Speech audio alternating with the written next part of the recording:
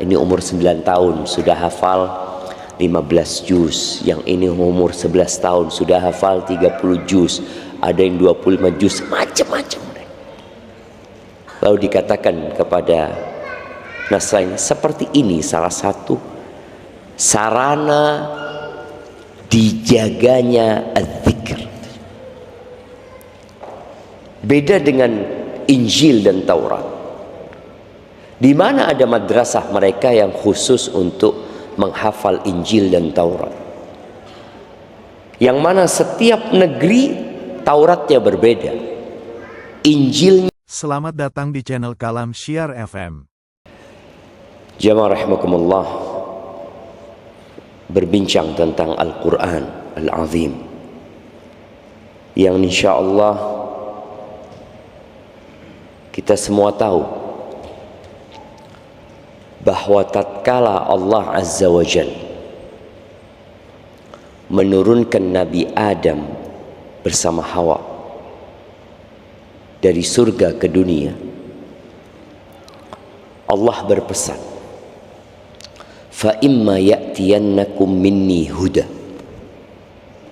faman ittaba'a hudaya fala yadhillu wa la yashqa. Kata Allah, dan apabila datang kepada kalian petunjuk dariku,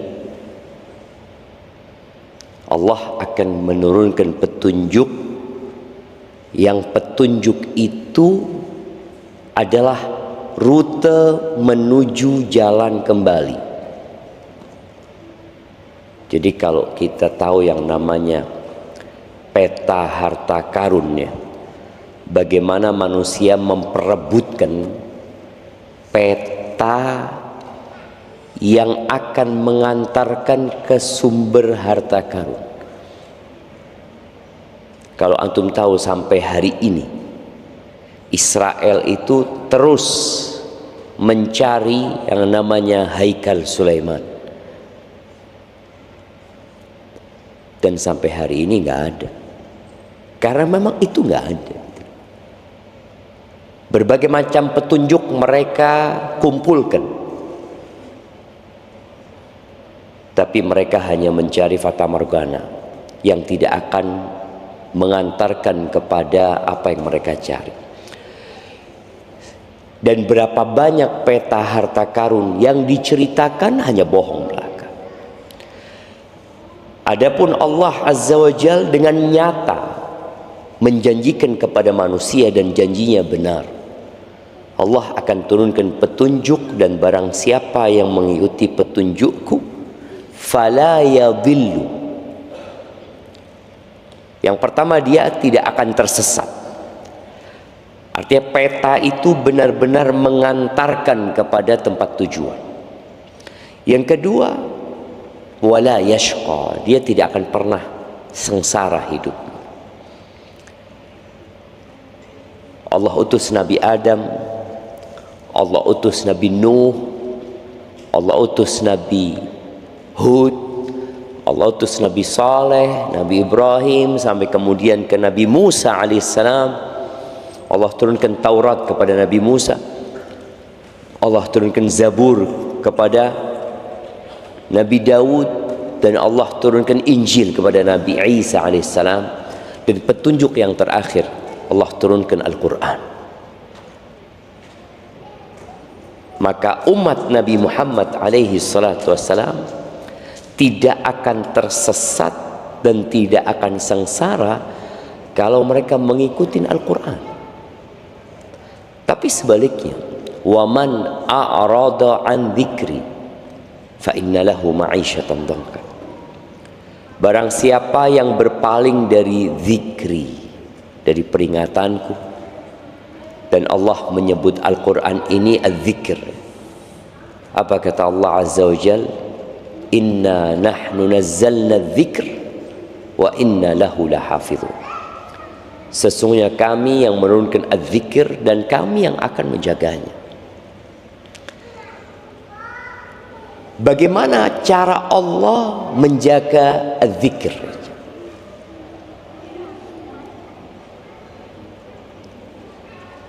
Ada satu orang Nasrani di kota Surabaya.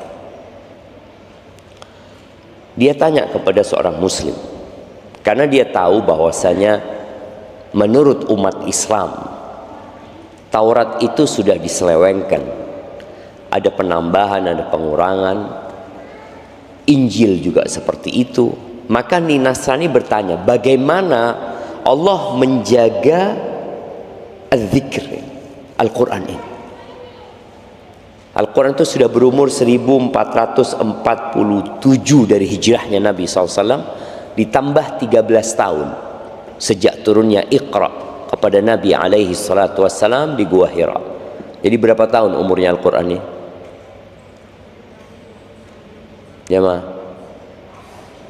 1447 tambah 13, 60. Gimana masih bisa terjaga? Kata muslim ini, besok kau ikut aku, kata dia. Oke. Besoknya dibawa ke madrasah tahfidil Quran. Dipanggilkan anak-anak kecil. Nih, hafal berapa? Ini umur 9 tahun sudah hafal 15 juz. Yang ini umur 11 tahun sudah hafal 30 juz. Ada yang 25 juz, macam-macam. Lalu dikatakan kepada Nasrani, seperti ini salah satu sarana dijaganya az-zikr. Beda dengan Injil dan Taurat, di mana ada madrasah mereka yang khusus untuk menghafal Injil dan Taurat, yang mana setiap negeri Tauratnya berbeda, Injilnya lain. Ada Injil bahasa Madura, ada Injil bahasa Perancis, ada Injil bahasa Jerman, ada Injil bahasa Belanda. Yang mau dihafal yang mana? Berbeda dengan Al-Quran. Di seluruh penjuru dunia, di tengah-tengah padang pasir Afrika, mereka menghafal Al-Quran, ya dengan bahasa yang Allah turunkan Al-Quran itu, dengan bahasa Arab. Kalau kita berangkat ke madrasah Al-Quran yang ada di Perancis, yang ada di Australia, mereka akan menghafal Quran dengan bahasa yang Allah turunkan. Kalau kita datang ke Kutab Rabbani di sini, bagaimana anak-anak menghafal Al-Quran? Tadi kita dengar Zubair membacakan ayat-ayat Al-Quran. Itu ayat sama yang dibaca dengan yang dibaca di tengah-tengah belantara Afrika sana. Sama. Ini sebuah keindahan yang Allah menjaga Al-Quran dengan cara itu. Kembali kepada firman Allah tadi di surat Taha, Allah mengatakan, "Waman a'rada an dzikri fa inna lahu ma'isyatan dhanka." Barang siapa yang berpaling dari peringatanku, maka dia akan mendapatkan penghidupan yang sempit, yang menyesakkan, yang penuh dengan penderitaan, walaupun bergelimang harta. Wa nahsyuruhu yaumal qiyamati a'ma. Dan kami akan menghimpun dia pada hari kiamat dalam kondisi buta. Lalu orang ini bertanya, qala rabbi lima hasyartani a'ma wa qad kuntu basira. Wahai Rabbku, gimana engkau bangkitkan aku, engkau himpun aku dalam kondisi buta, padahal dulu tatkala aku di dunia aku bisa melihat. Ternyata penyebabnya, kadzalika atatka ayatuna fanasitaha wa kadzalika al-yauma tunsa. Begitulah datang kepadamu ayat-ayat kami, lalu engkau abaikan, maka hari ini engkau akan dilupakan, ditinggalkan. Ahibati fillah, kalau tema hari ini disebutkan sebuah ikhtiar bersama dalam menyiapkan anak menjadi pencinta Al-Quran sejak dini, ya, itu menjadi tugas kita orang tua yang mungkin dulunya nggak seperti sekarang. Ana masuk pesantren mungkin cuma hafal 7 surat pendek. Ana lulus pesantren hanya hafal juz am. Ana keterima di Libya, modal hafal 3 juz terakhir. Masuk Medina mungkin 4 juz yang dihafal. Kemudian terjadi perubahan. Bagaimana tahu-tahu Al-Quran ini banyak dihafal? Kira-kira sejak kapan? Nah, sejak kapan semaraknya atau bermunculannya rumah-rumah Quran di berbagai penjuru Indonesia? Yang dahulunya mungkin hanya ada pondok tahfidz ya, yang fokus untuk menghafal Al-Quran. Sekarang sudah enggak. Kita dulu sebelum muncul Iqra, kita belajarnya gaya lama. Di surau-surau, di musola-musola, yang dahulu kalau ditanya sampai mana Al-Qur'annya, apakah sudah hatam, itu bukan hafalan, tapi bacanya. Jadi generasi dulu itu kalau ditanya sampai mana, itu bukan hafalan, tapi bacaannya sampai mana. Oh, alhamdulillah sudah sampai surat Al-Kahfi. Bukan dia hafal 15 juz, enggak. Karena yang ditekankan hanya membaca generasi dulu. Kapan munculnya banyak orang-orang yang menghafal Quran? Wallahu a'lam. Sejak masuk di televisi mungkin bermunculannya hafidz cilik ya, diperlombakan di mana-mana, akhirnya semakin membumi Al-Quran. Dan alhamdulillah ini menjadi hikmah yang sangat mulia bagi kita bersama. Sejak zaman dulu sejatinya para salafus soleh, mereka sangat perhatian dalam mendidik anak-anaknya untuk menghafal Al-Quran sejak dini. Tapi memang yang perlu ditekankan, ada fase yang dilewatin anak-anak itu di mana cara dan metode mendidik anak-anak agar mencintai Al-Quran berbeda. Sahabat-sahabat Nabi radhiyallahu taala anhum, banyak di antara mereka yang masuk Islam sudah tua, bukan anak-anak. Abu Bakar masuk Islam umur berapa? Nah, umur berapa? Abu Bakar pertama kali mendengarkan Al-Quran itu umur berapa?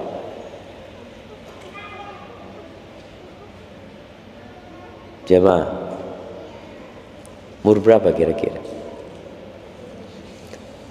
Bedanya umur Abu Bakar sama Nabi Muhammad SAW kira-kira 2,5 tahun. Berarti umur 37,5 atau 38. Karena Nabi SAW pertama mendengar Al-Quran ketika umur 40 tahun. Awal turunnya Iqra itu umur 40 tahun Nabi SAW. Kemudian kalau kita melihat Utsman berapa umurnya.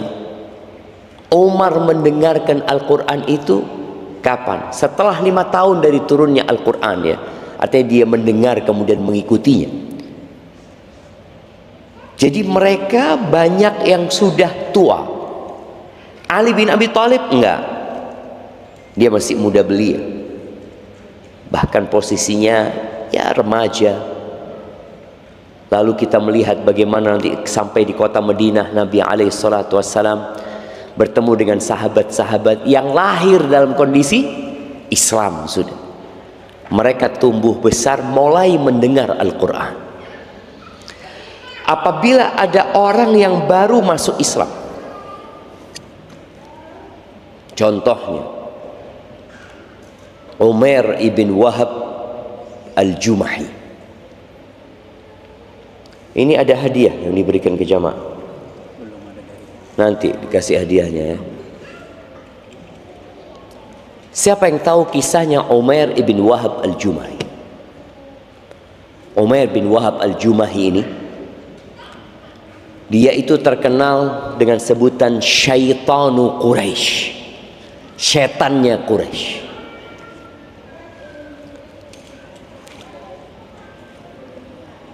Setelah perang Badar, anaknya Umair ini termasuk dalam tawanan yang jumlahnya 70. Akhirnya dia sampai kota Mekah. Ya tentunya tragedi kekalahan itu menyisakan banyak luka di hati mereka. Umar lagi ngobrol di Hijr Ismail. Bayangin ya, dulu bisa ngobrol di Hijr Ismail. Sekarang mau masuk saja harus pakai ihram. Dulu ngobrol di Hijr Ismail. Umar mengatakan, wallahi laula dainun alayya, demi Allah kalau bukan karena utang yang aku tanggung, wa iyalun akhafu daya'ahum, dan keluarga yang aku takut terlantarnya mereka, la raqibtu ila Muhammadin, aku akan berangkat ke kota Madinah menjumpai Nabi Muhammad SAW, aku akan bunuh dia. Dan aku punya alasan untuk datang ke Madinah, menebus anaknya. Akhirnya Safwan bin Umayyah mengatakan, utangmu aku tanggung, lunas. Keluargamu kalau ada apa-apa sama engkau, aku gabung kepada keluargaku. Akhirnya Umair bin Wahab ini mengatakan kepada Safwan, kau jangan ngomong siapa-siapa, pedangnya dia asah, lalu dia kasih racun, dia berangkat ke kota Madinah. Singkat cerita sampai kota Madinah, Nabi SAW ketika berjumpa dengan Umar yang dia bawa pedang, yang ketika datang sama Umar dipegang lehernya, dibawa menjumpai Nabi SAW. Nabi bertanya kepada Umar, engkau datang mau apa? Kata dia. Ya, untuk urusan tawanan ini. Kata dia. Terus kenapa engkau bawa pedang? Apa gunanya pedang ini setelah kekalahan kita di perang Badar? Kata dia. Usduqni ya Umar, coba engkau jujur sama aku, kenapa engkau datang? Zat, itu yang sudah aku sebutkan, kata dia. Lalu Nabi SAW berkata, bukankah engkau duduk bersama Safwan di Hijr Ismail, lalu kalian tukar cerita tentang perang Badar, kemudian kau mengatakan kalau karena bukan utang dan keluargaku pasti aku akan datang ke kota Madinah membunuh Muhammad SAW. Apa kata Umar? Asyhadu an la ilaha illallah wa annaka rasulullah. Demi Allah, enggak ada yang tahu itu kecuali aku sama Safwan. Dan Allah telah memberitahu. Ini baru masuk Islam, sudah tua, sudah punya anak, mungkin sudah punya cucu. Apa kata Nabi SAW kepada para sahabatnya? Setelah Umar masuk Islam, diperintahkan 3 hal. Kata Nabi SAW, faqihu akhakum fi dinihi wa aqri'uhul Qur'an wa khallu asirahu atau atliqu asirahu. Kata Nabi SAW, fahamkan dia tentang agamanya. Dia harus faham, dia udah masuk Islam nih, dia perlu tahu Islam itu apa. Islam itu tentunya selain 2 kalimat syahadat, mendirikan sholat, dan dia harus belajar tentang sholat. Dan di sholat itu ada rukun yang berkaitan dengan Al-Quran, itu surat Al-Fatihah. Kemudian ajarkan kepada Al-Quran, bikin dia hafal Quran. Aqri'uhul Quran. Jadi kalau bicara qari'ul Quran di masa itu jamaah, itu lebih kepada orang yang hafal Al-Quran, bukan hanya yang membaca. Kenapa? Karena pada masa itu sedikit manusia yang bisa membaca dan menulis. Bagaimana cara mereka belajar Al-Quran? Bitalaqi. Nabi membacakan, mereka menghafalnya. Dan kita tahu Nabi kita sendiri Muhammad alaihi salatu wassalam la yaqra wa la yaktub, tidak membaca dan tidak menulis. Jadi ini sahabat Nabi yang bernama Umair bin Wahab, diajarin agamanya, diajarkan kepadanya untuk menghafal Al-Quran. Yang ketiga, suruh bebaskan tawanan, nggak usah bayar tebusan. Setelah beberapa hari di kota Madinah, Umar minta izin. Dia sudah punya Al-Quran, tapi bukan Al-Quran 30 juz, enggak. Dia punya beberapa surat yang sudah dia hafal. Dia sudah faham tentang Islam, dia faham tentang makna iman, tentang tauhid. Maka dia minta izin untuk balik ke kota Mekah. Untuk apa? Untuk berdakwah. Sebagaimana dia memerangi Islam, dia ingin balik untuk mengajak orang-orang kepada Islam. Jadi jamaah rahimakumullah, kalau kita bicara tentang bagaimana kedudukan Al-Quran ini, ya ana rasa semua sudah faham bahwa di antara semua ilmu, maka ilmu yang paling utama adalah Al-Quran. Rasul sallallahu alaihi wasallam mengatakan, khairukum man ta'allama al-Qur'ana wa 'allamahu. Orang yang terbaik di antara kalian siapa sih? Yang ngajar matematika, yang ngajar fikih, yang ngajar sirah. Man ta'allama al-Qur'an, yang belajar Al-Quran, wa 'allamahu, dan mengajarkannya.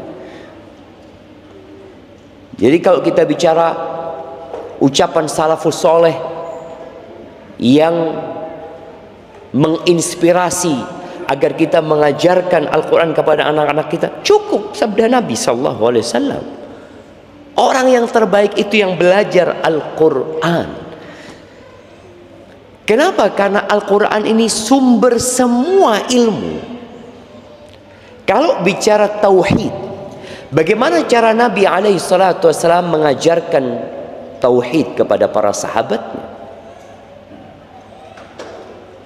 Membuat mereka menghafal yang namanya Al-Fatihah, yang mencakup 3 macam tauhid. Itu sudah selesai di sana. Ketika orang belajar Qul huwallahu ahad, dia sudah belajar bagaimana tauhid itu. Dan yang mengajarkan Al-Quran itu adalah orang yang terbaik. Kemudian sabda Nabi alaihi salatu wassalam bicara tentang kedudukan.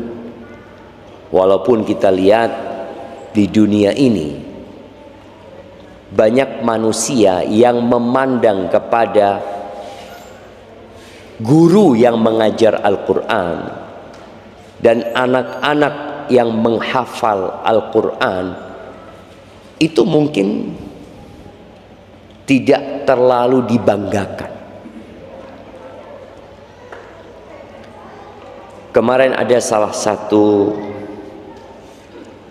anak yang anak kenal, dia jadi juara 2, anak lupa di Qatar apa di Dubai. Dia penghafal Al-Quran yang buta hafal Al-Quran. Sebagian kita bisa melihat nggak pernah hafal Al-Quran, tapi ya biasa-biasa aja, seakan-akan tidak mewakili Indonesia. Tapi coba ketika seorang membawa medali emas, kemarin lagi ada event apa? SEA Games ya. Antum bisa lihat bagaimana berita-berita di Indonesia ini dipenuhi dengan cerita, oh ini yang hafal Quran biasa aja gitu. Padahal di negeri kita mayoritas Muslim. Ini menunjukkan memang ada usaha untuk membuat orang-orang tidak terlalu memandang Quran sebagai hal yang spesial. Padahal itu hal yang sangat spesial yang bakal menyelamatkan manusia di dunia dan di akhirat. Tapi nanti di akhirat baru akan nampak. Ya, di dunia sudah kelihatan sebenarnya. Yang jadi imam siapa? Yang paling banyak hafalan Al-Quran. Aqra'uhum li kitabillah, yang paling ngerti dengan kitabullah. Makmumnya siapa? Presiden jadi makmumnya. Bayangin coba. Presiden itu bermakmum dengan imam yang hafal Quran, yang mungkin dia cuma lulusan pesantren, lulusan apa. Tapi presiden, gubernur, bupati bermakmum. Tapi ya, kita perlu benar-benar memahamkan manusia tentang keutamaan menghafal Al-Quran ini.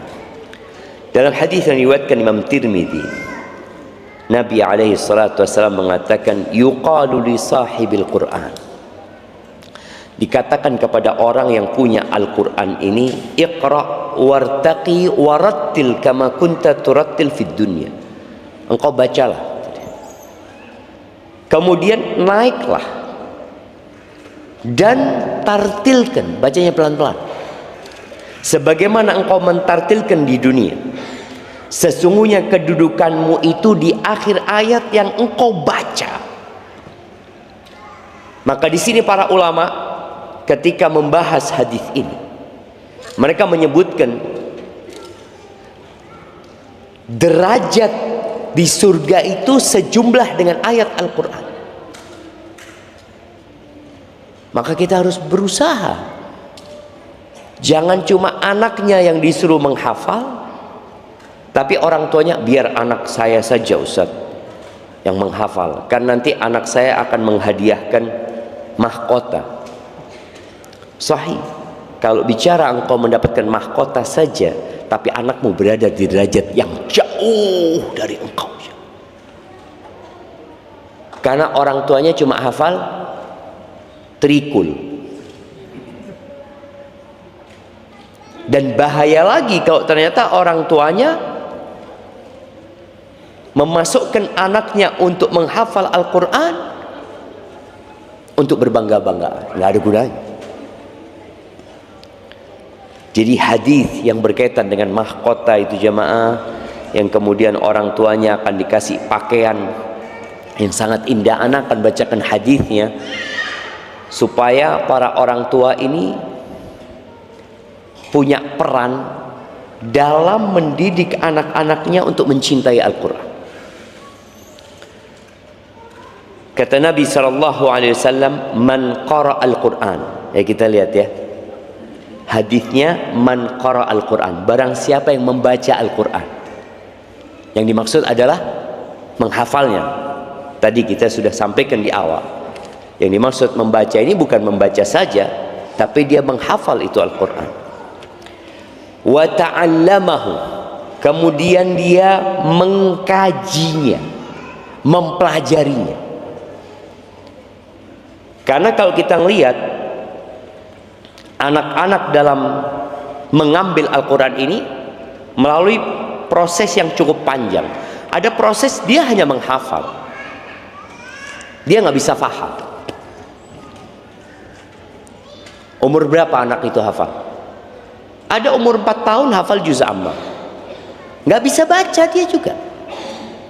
Dia hanya bisa menghafal dari bacaan ibunya. Kita akan memahamkan kepada dia, dia nggak paham. Tapi kita juga bisa mengajarin dia iman dengan talqin nanti. Tapi ini proses pertama, ya anak sejak lahir lah. Walaupun sebagian penulis sudah mengkaji bahwasanya metode mengajarkan Al-Quran itu ya sejak dalam kandungan. Karena janin itu ternyata terpengaruh dengan ibunya, dengan apa yang dimakan, dengan kondisi kejiwaan emaknya, dengan apa yang didengar. Maka ketika dia lahir, ketika sudah mulai dibacakan Al-Quran, tapi ingat dia belum paham. Dia baca qul huwallahu ahad, tapi dia nggak ngerti apa yang dia baca. Lalu nanti wa ta'allamahu, dia mempelajarinya. Makanya harapan kita anak-anak nanti yang belajar di kutab ini, selain dia khatam 30 juz, Atau ada yang hafal hanya sampai 15 juz, 10 juz, tapi semuanya sudah membaca Al-Quran itu dengan artinya.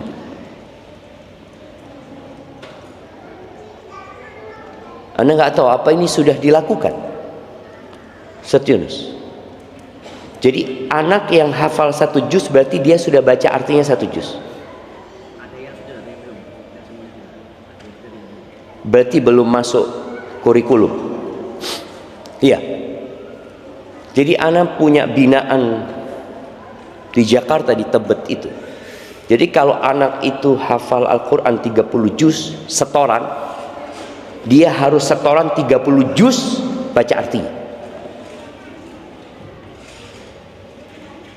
Karena Nabi alaihissalatu wassalam menyebutkan bukan cuma hafal, qara'a wa ta'allama.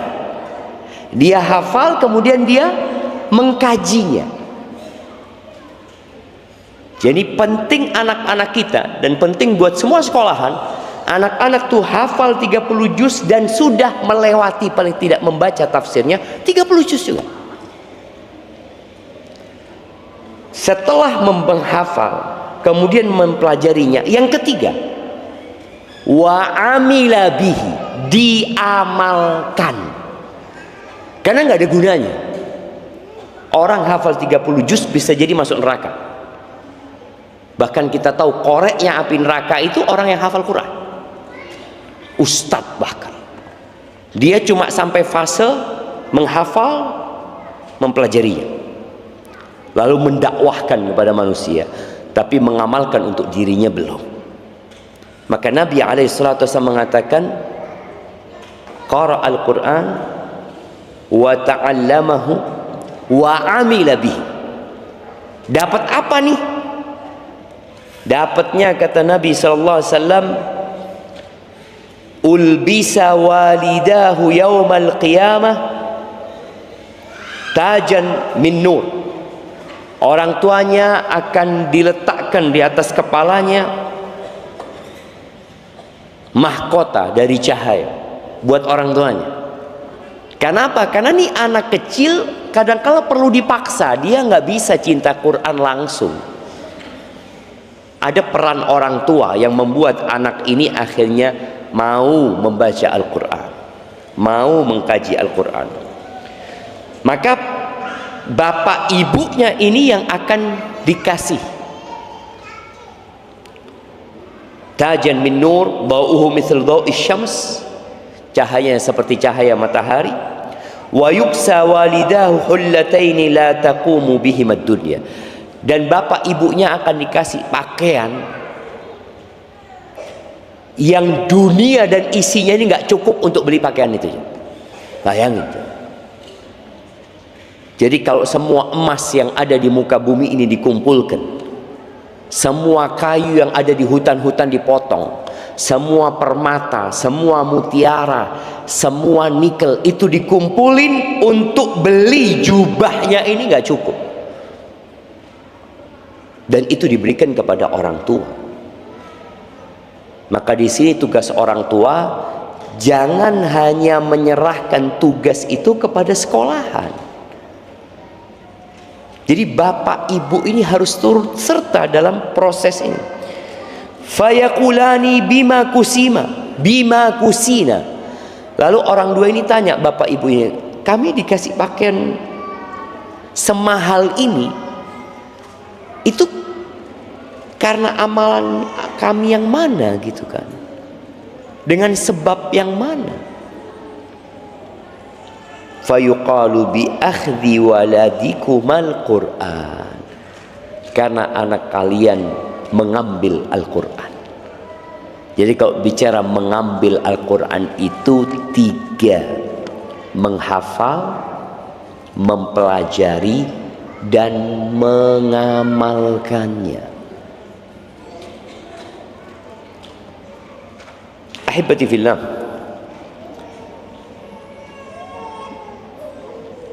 ana akan membacakan ucapan Ibnu Hazm ya, bagaimana dia memotivasi para orang tua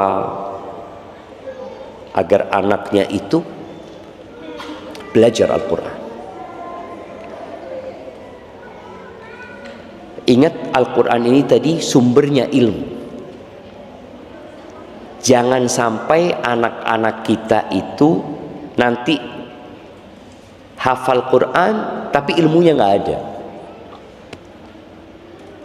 Karena orang-orang Yahudi itu Allah gambarkan mereka kamatsalil himari yahmilu asfar, seperti keledai yang bawa kitab. Apa gunanya? Oh, kitabnya banyak, bermanfaat. Nggak ada gunanya. Karena keledai bawa kitab. Apakah dengan bawa kitab akhirnya keledai jadi pintar? Masya Allah, keledai ini bawa 2 kintal kitab dia. Ya, apa manfaatnya? Ibnu Hazm rahimahullahu ta'ala mengatakan, as-sabiyu amanatun 'inda walidayh. Sobi itu balita, anak kecil. Itu amanah di tangan kedua orang tuanya. Wa qalbuhu tahir jauharatun nafisatun sadajah. Hatinya anak kecil ini suci, adalah permata yang sangat berharga, polos dan bersih. Khaliya min kulli naqshin wa surah. Enggak ada gambar di situ. Tidak ada ukiran di situ. Kita tahu bayi itu lahir di atas fitrah, yakni dia mengenal Tuhan. Tapi bayi itu keluar dari perut ibundanya, apa kata Allah? Wallahu akhrajakum min butuni ummahatikum la ta'lamuna syai'an. Allah mengeluarkan kalian dari perut ibunda kalian nggak ngerti apa-apa gitu. Nggak ada ukiran di sana, nggak ada tulisan, kalian nggak ngerti apa-apa. Lalu Allah ajarkan kepada kita, Allah berikan kepada kita panca indera yang dengannya kita bisa belajar. Wa huwa qabilun likulli naqshin. Maka hati ini menerima setiap ukiran, mau diukir kayak apa saja jadi itu bayi. Maka antum lihat ada bayi-bayi yang hafal dengan semua nama presiden sedunia. Ada bayi yang hafal dengan semua lagu kebangsaan seluruh dunia. Akhirnya dibanggakan masuk TV ya. Ya memang ini ukiran yang ditaruh sama orang tuanya. Dia mengukir nih anaknya hafal tadi lagu-lagu kebangsaan. Ada anak-anak yang hafal dangdut. Dia terima apa saja. Bahkan ada anak, ya Allah, syama'ah, karena seringnya dia mendengar orang tuanya nyebut ya himar. Ini di Arab itu kadang-kala orang kalau marah, ya ada kata umpatan yang tidak patut dicontoh ya. Dia memanggil ya himar, wahai keledai. Si anak ini belum bisa baca, belum bisa nulis, tapi sudah bisa ngomong ya himar. Karena itu yang dia diukir oleh orang tuanya di hatinya dia. Wa ma'il ila kulli ma yumalu bihi ilaih. Dan anak itu akan condong kepada apapun yang diarahkan kepadanya. Jadi walaupun anak itu sudah punya fitrah tadi, tapi ini orang tua bagaimana mengembangkan fitrah itu? Dia akan menjadi orang beriman, kemudian dia berikan Al-Quran kepada hatinya ini, atau dia bawa ke tempat lain.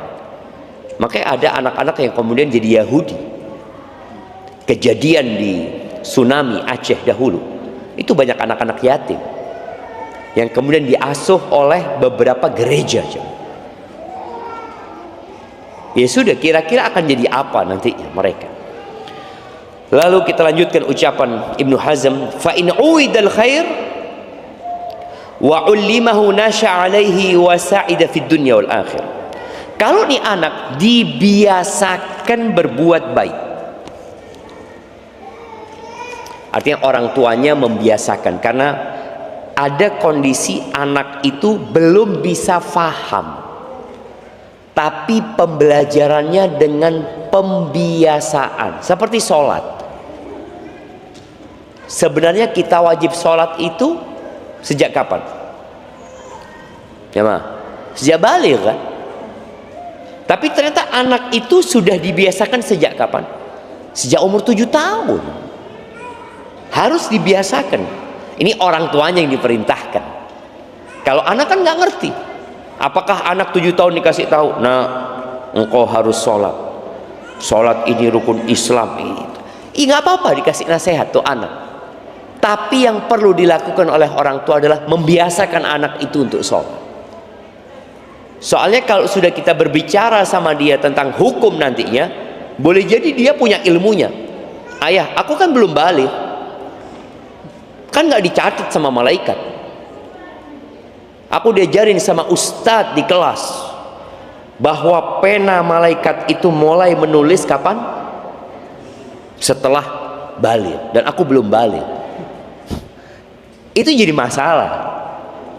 Boleh jadi anak itu akhirnya menentang. Tapi disinilah orang tua memahamkan anaknya bahwasanya memang kita diperintahkan sama Nabi SAW untuk membiasakan dia sholat. Biasakan dia sholat. Dia tahu dengan perintah Nabi SAW. Orang tua disuruh. Kalau engkau umur 10 tahun nggak sholat, kita diperintahkan untuk memukul. Maka ketika anak kecil itu dibiasakan berbuat baik dan diajari, Ibnu Hazm menyebutkan 2, uwida wa ullim. Dibiasakan dan dikasih ilmunya. Kenapa engkau kok harus sholat? Bicara sodako, Ana masih ingat ya,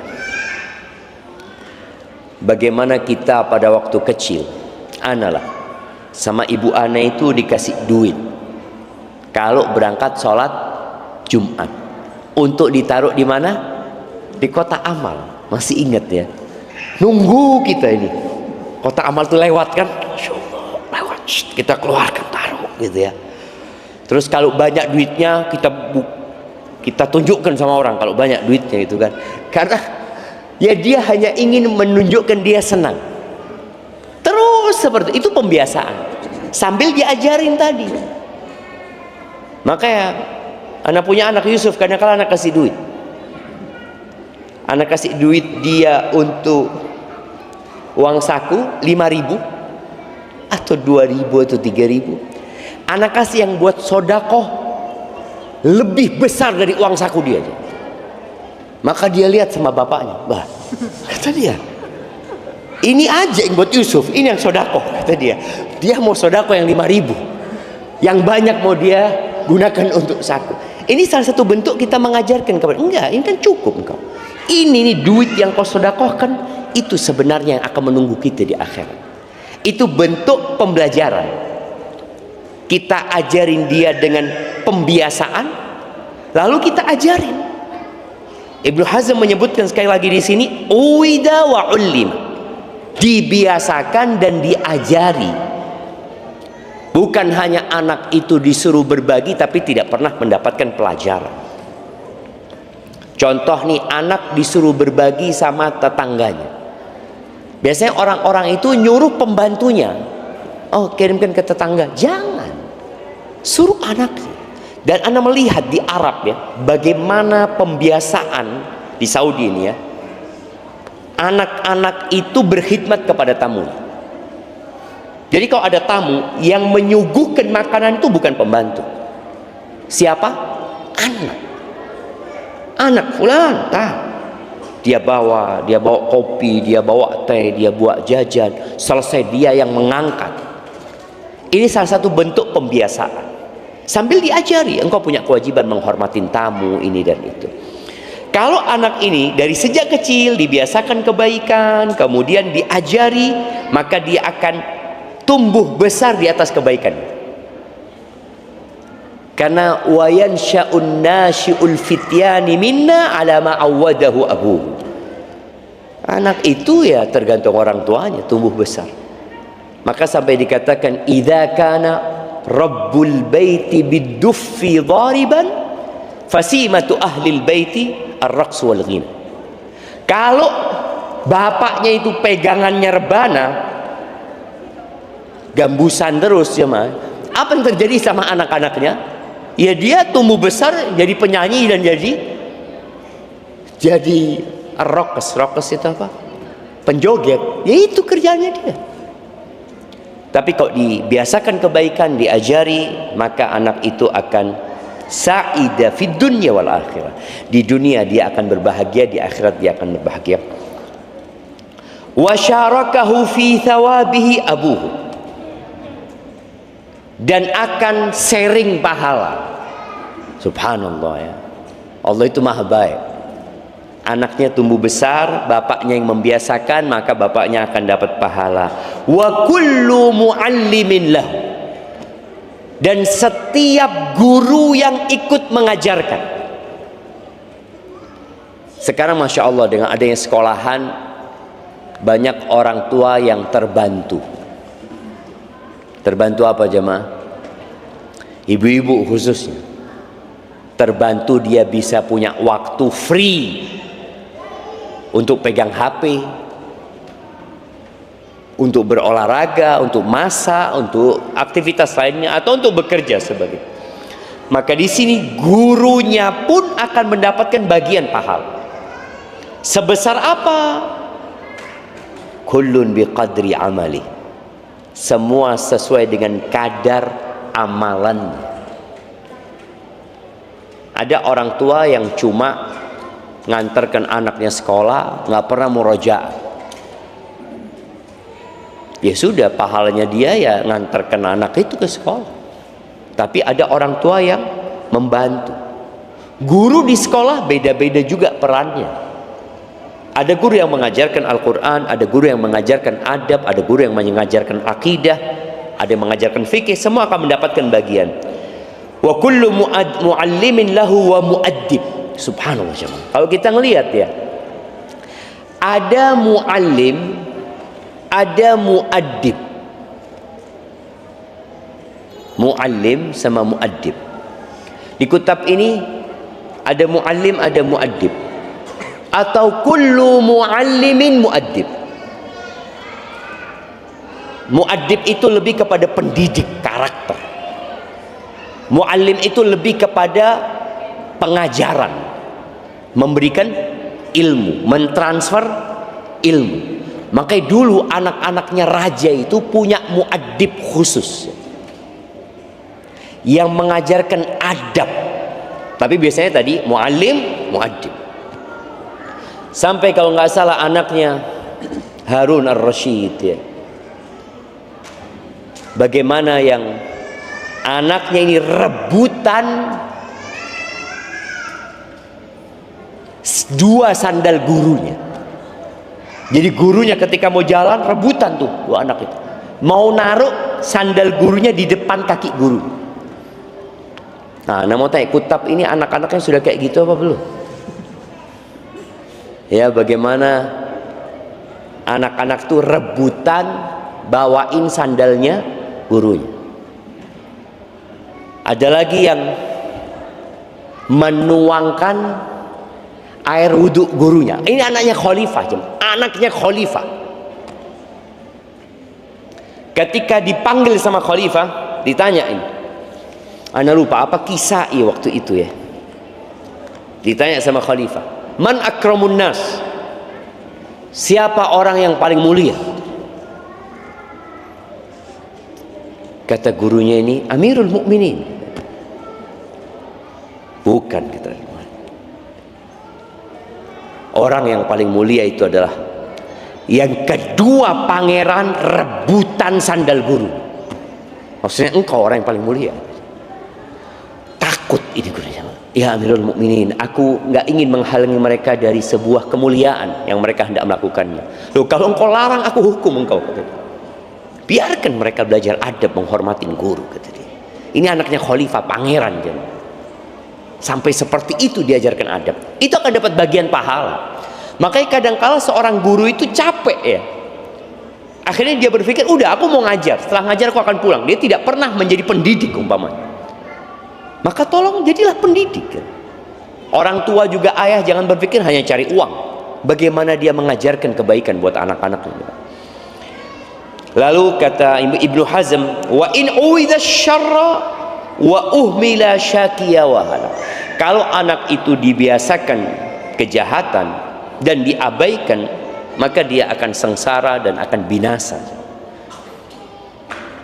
Wa kana al-wizru fi raqabatil qayyim alaih wal wali lahu.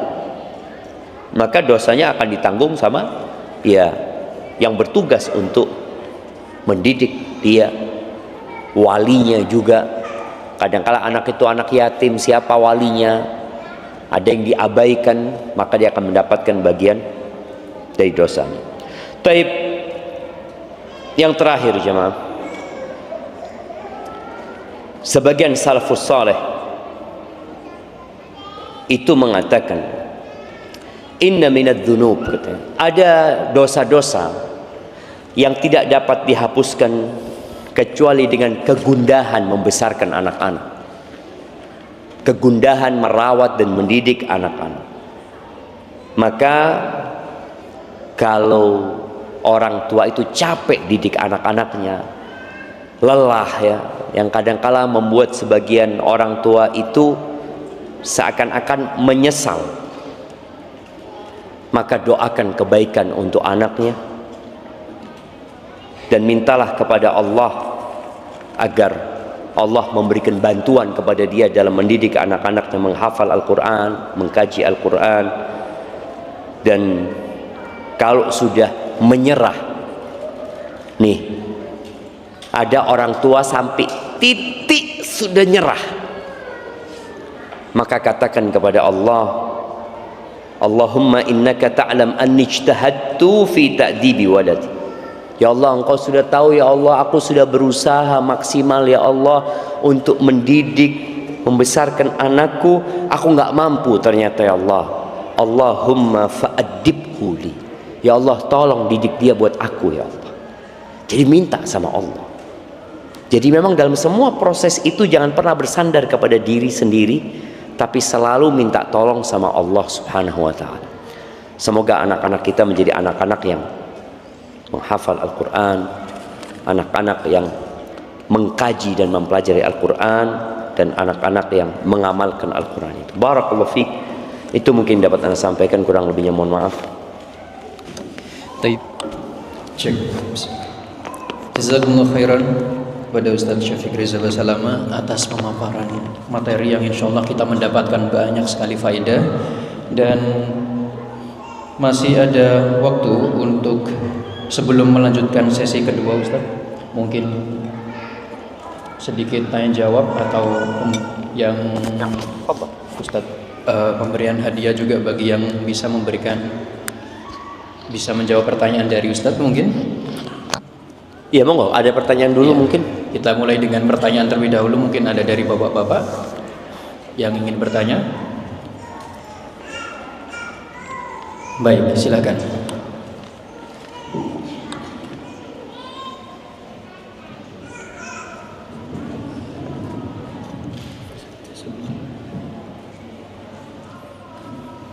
Bismillahirrahmanirrahim. Ustaz, izin bertanya,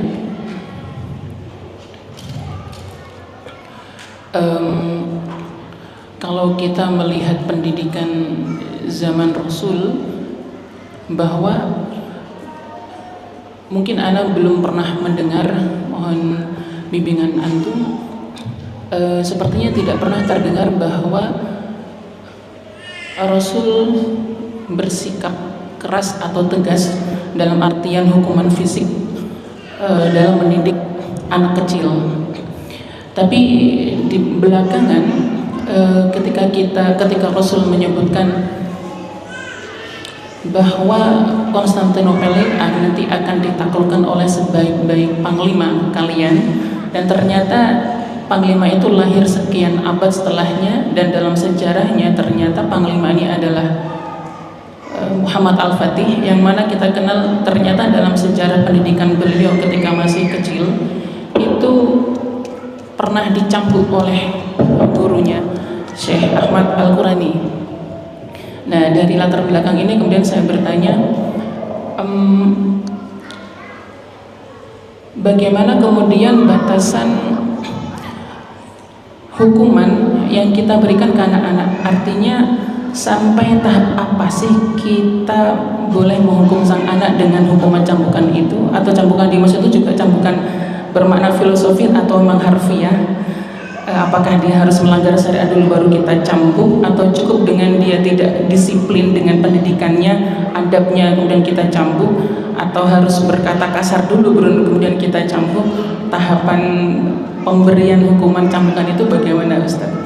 Jazakallah khairan. Masya Allah, barakallahu fiik. Naam, ahibati fillah. Berkaitan dengan pendidikan dengan memukul, di dalam agama kita ada pendidikan dengan memukul, tapi hukum asalnya mendidik itu dengan kasih sayang, bukan dengan kekerasan. Maka Nabi alaihi salatu wasallam mengatakan, "Idza aradallahu bi ahli baitin khairan anzala alaihimur rifq." Kalau Allah ingin kebaikan kepada satu keluarga, Allah turunkan kelembutan di rumah itu. Kan kita ngelihat ada keluarga yang keras ya, mbahnya, bapaknya, buyutnya semuanya keras. Tapi ada keluarga yang masya Allah lembut mereka, dan anak-anaknya jadi tumbuh besar menjadi orang-orang bermanfaat, tidak dengan kekerasan, dengan kelembutan. Tapi ada kondisi-kondisi yang memang perlu kekerasan. Dikatakan perlu ini melihat situasi dan kondisi. Contohnya, sebelum bicara anak, bicara ibunya anak-anak. Ibunya anak-anak itu Allah Azza wa Jalla berfirman di surat An-Nisa insyaallah ayat 35. Allah katakan, wallati takhafuna nushuzahunna fa'idhuhunna. Dan istri-istri yang kalian takut mereka nusyuz, gak nurut, gak taat, membantah, sudah mulai keluar dari rel, apa yang harus dilakukan? Fa'idhuhunna, mau'idhah hasanah. Jadi tahapan dalam mendidik itu adalah dengan memberikan mau'idhah. Mau'idhah hasanah ini adalah nasihat yang di situ ada targhibun wa tarhib ya. Di situ ada rayuan-rayuan atau iming-iming, kalau engkau melakukan ini engkau akan mendapatkan ini, tapi kalau engkau nggak taat nanti berbahaya buat engkau, engkau akan mendapatkan azab Allah. Jadi diberi mau'idhah hasanah. Proses berjalan. Mau'idhah itu nggak sekali ya, kadangkala 1, 2, 3 kali, nanti dilihat bagaimana perkembangannya. Tatkala proses ini sudah dijalani dan ternyata tidak ada impactnya, nggak ada perubahan di diri dia, apa kata Allah? Wahjuruhunna fil madaji'. Ada yang namanya pisah ranjang. Setelah pisah ranjang ini sebagai bentuk bahwasanya serius nasihat itu, bukan main-main. Baru yang terakhir, wadribuhun, pukul mereka. Ada pemukulan di sini apabila dibutuhkan dan dikira ada manfaatnya. Jadi ingat, memukul dalam rangka mendidik berbeda dengan memukul untuk melampiaskan emosi. Yang kedua itu haram hukumnya. Kalau yang pertama itu dapat pahala apabila memukulnya sesuai dengan syarat dan ketentuan, tidak melukai, tidak mememarkan ya, tidak di wajah juga nggak boleh gitu loh. Kembali kepada anak nih, bagaimana mendidik anak itu? Rasul Shallallahu Alaihi Wasallam menyebutkan ada sebuah hadis yang hadisnya sebenarnya dhaif. Sebagian ulama menghasankannya. Bunyi hadis ini, aliqus saut haitsu yaraha ahlul bait. Kalian gantung pecut itu di tempat yang dilihat oleh keluarga. Karena memang ada orang-orang yang harus dipecut, yang kalau lihat pecut, aduh, dia jadi takut gitu. Makanya manusia ini nggak sama cara mendidik. Ini hadis sebagian ulama menghasankan. Kemudian hadis tentang solat tadi, Nabi alaihi salatu wassalam mengatakan, muru auladakum bis shalah wa hum abna'u sab'in. Suruh anak kalian solat ketika mereka umur 7 tahun. Wadribuhum 'alaiha wa hum abna'u 'ashrin. Ketika umur 10 tahun dia nggak sholat, pukul. Artinya ada proses 3 tahun tanpa pemukulan. Tapi pecutnya digantung, tidak dipecut gitu loh jamaah. Karena sebagian ulama yang menghasankan hadis ini, ada yang memaknai bahwasanya pecut itu dalam rangka orang tua ini supaya nggak berhenti mendidik anaknya, bukan memukul gitu, tapi dia terus mendidik anaknya, nggak setiap kesalahan dipukul. Dan kemudian anak-anak itu ketika mendidik, orang tua ketika mendidik anak itu, kok tadi tanyakan, apakah perlu ngangkat suara, marah-marah dulu kemudian dipecut? Nggak perlu. Karena boleh jadi anak itu ketika orang tua teriak-teriak, dia bukan malah respect sama orang tuanya. Jadi kalau dipukul itu fisiknya yang kena, kalau diteriakin mentalnya yang kena itu. Maka lebih baik dia dikasih nasihat, nah engkau kan sudah melanggar. Abah sudah ngomong, kalau engkau melanggar hukumannya ini. Oh, dia tahu. Dia tahu dengan pelanggarannya, dia tahu dengan hukumannya. Tapi kalau teriak-teriak, dia nggak tahu kalau bapaknya mau teriak-teriak gitu. Yang dia tahu kalau aku melanggar ini, umpamanya dikatakan pulang jam 5 ya. Ternyata dia pulang jam 6. Ya, hukuman itu diberlakukan. Ingat, kalau bermanfaat. Kalau tidak bermanfaat, jangan dipukul. Ada anak-anak yang kalau dipukul malah dia kabur dari rumah. Apa gunanya dipukul? Maka orang tua harus memahami karakter anaknya. Jadi ingat, Islam itu ada pendidikan dengan memukul, tapi dalam kondisi yang mendesak. Hukum asalnya mendidik dengan kelembutan. Jadi seperti kalau tadi dikatakan Muhammad Al-Fatih, bagaimana dia pernah dipecut, ya kadang-kala pecut itu yang membuat dia jadi tumbuh besar. Tapi memang Muhammad Al-Fatih itu, ana baca sejarahnya bagaimana ibunya tiap pagi gendong dia, menunjukkan kepada anaknya, tuh lihat kau nak, anak ini belum paham, tapi sama ibunya mulai ditanamkan. Kau lihat itu benteng, Nabi Muhammad SAW pernah menjanjikan